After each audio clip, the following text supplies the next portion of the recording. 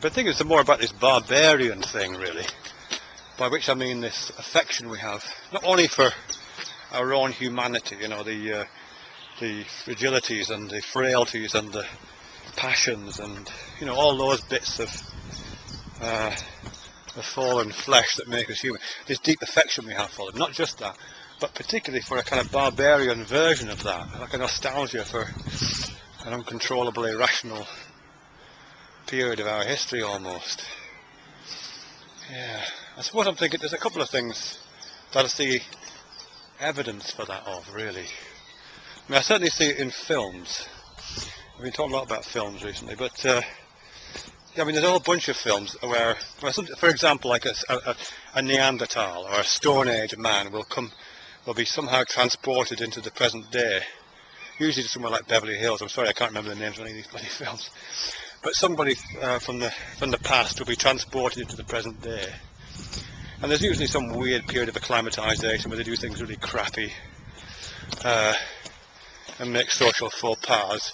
But in doing that, of course, they always show up how effete present society is and how we've kind of developed beyond our basic, you know, passionate humanity. And there's usually a scene in which the man from the past, you know, has demonstrate access to authenticity, you know, and access to a kind of truth that we've supposedly lost by being developed and having the organisations of state and manners and etiquette and all those kind of things, and rationalism.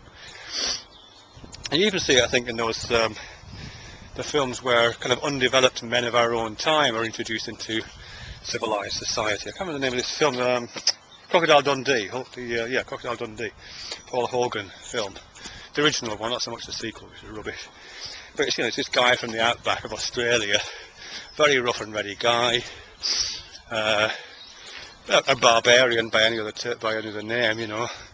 He's introduced into polite society in New York, and of course takes the place by storm.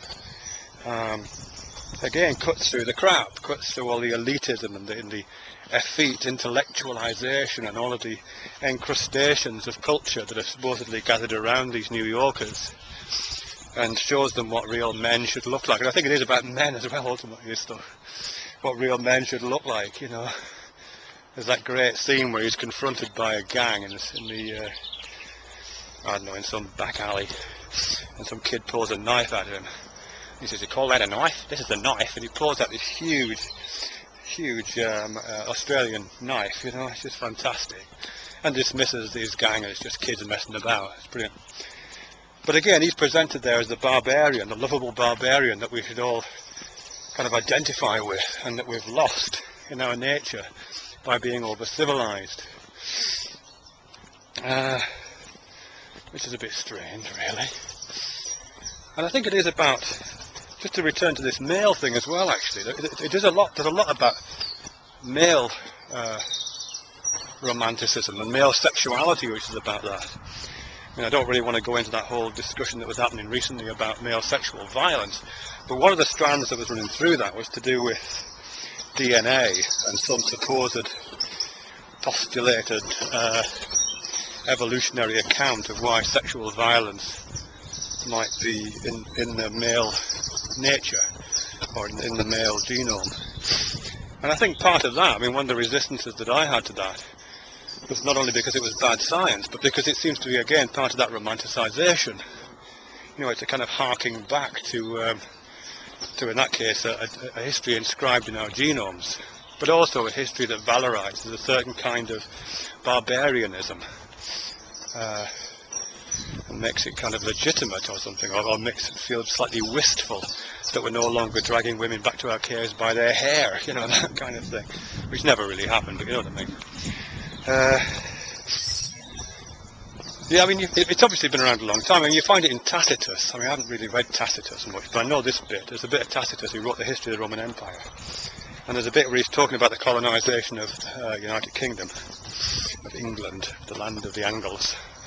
And he's talking about the effect that the Romanisation of England and Britain had, and how the development of a state, the development of things like baths, underfloor heating, aqueducts, roads, you know, the whole infrastructure that the Romans brought to the British Isles. You know, Tacitus is saying, yeah, but a lot was lost in that. You know, a lot was all of the kind of pagan, barbarian authenticity. Didn't use the word authenticity, but all that was lost in this making a feat that the Romans brought with them. So even then, I think there was a kind of recognition, in my opinion, a false recognition or a misrecognition, that to be a barbarian was somehow authentic and somehow more real, and somehow, well, again, valorized. I keep using that word, valorized, but it is this idea that we should hang on to our animal pasts, you know, the apes and the beasts and the barbarians inside us, and we should perhaps be slightly wistfully nostalgic around these creatures.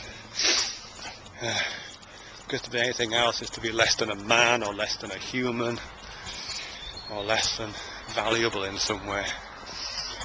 Yeah, I think we should, I don't suppose anything really wrong with it, but I suppose we should start trying to find other things to be affectionate about, apart from a barbarian past. I'd rather leave that past alone, really, like an elderly relative. It's a bit racist, you know what I mean? Just put it in a home somewhere and leave it there, really.